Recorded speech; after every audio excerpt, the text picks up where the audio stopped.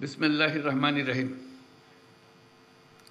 উপস্থিত সকলকে আমার শুভেচ্ছা ও সালাম জানাচ্ছি। আসসালামু আলাইকুম। স্বাস্থ্য খাতের অত্যন্ত গুরুত্বপূর্ণ একটা ইস্যু নিয়ে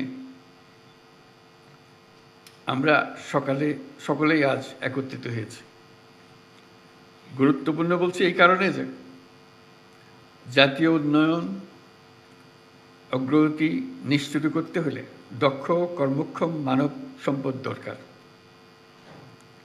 দক্ষ কর্মক্ষম মানব সম্পদ ব্যবস্থাপনা গড়ে তুলতে না পারলে ব্যক্তিগত জীবন থেকে জাতীয় উন্নয়ন কোনোটাই যথাযথভাবে করা যাবে না। তাই যে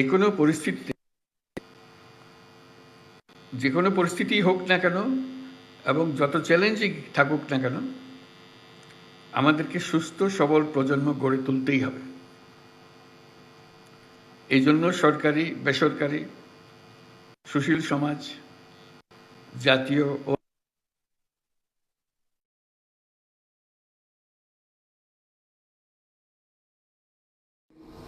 মানুষ সকলের সক্রিয় অংশগ্রহণ প্রয়োজন। কেবল পারস্পরিক অংশীদারিত্বের মাধ্যমে এটা সম্ভব। আর সেই কারণেই আজকের আয়োজন গুরুত্বপূর্ণ ও তাৎপর্যপূর্ণ। যেহেতু আমরা সবাই একসঙ্গে, সারা সরকার একসঙ্গে বিষয়টির মোকাবেলা করতে চাই। পৃথিবীর প্রায় সব দেশেই অসংক্রামক রোগ দিন দিন বিস্তৃত হচ্ছে। বাংলাদেশের আর্থসামাজিক ভৌগোলিক অবস্থান এবং বিপুল জনগোষ্ঠীর ছোট এলাকায় বসবাসের প্রেক্ষাপটে এই পরিস্থিতি আরও সংকটময়। তাই এটি জাতীয় স্বাস্থ্য ব্যবস্থাপনার সম্ভবত সবচাইতে গুরুত্বপূর্ণ দিক, যা শুধু স্বাস্থ্য খাত নয়, আমাদের সামগ্রিক অর্থনীতি, সামাজিক নিরাপত্তা এবং টেকসই উন্নয়নের সাথেও নিবিড়ভাবে জড়িত।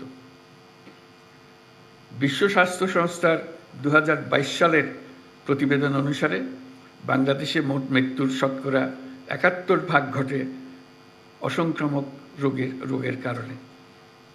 এর মধ্যে শতকরা 51% মানুষের মৃত্যু হয় 70 বছরের বয়সের নিচে, যাকে আমরা অকাল মৃত্যু হিসেবে বিবেচনা করে থাকি। আমাদের ব্যক্তিগত চিকিৎসা ব্যয়, আউট অফ পকেট এক্সপেন্ডিচার 69%, যার বেশিরভাগ অসংক্রামক রোগের জন্য ব্যয় হয়। অসংক্রামক রোগ হলে মানুষ উচ্চশিক্ষার ব্যয়ের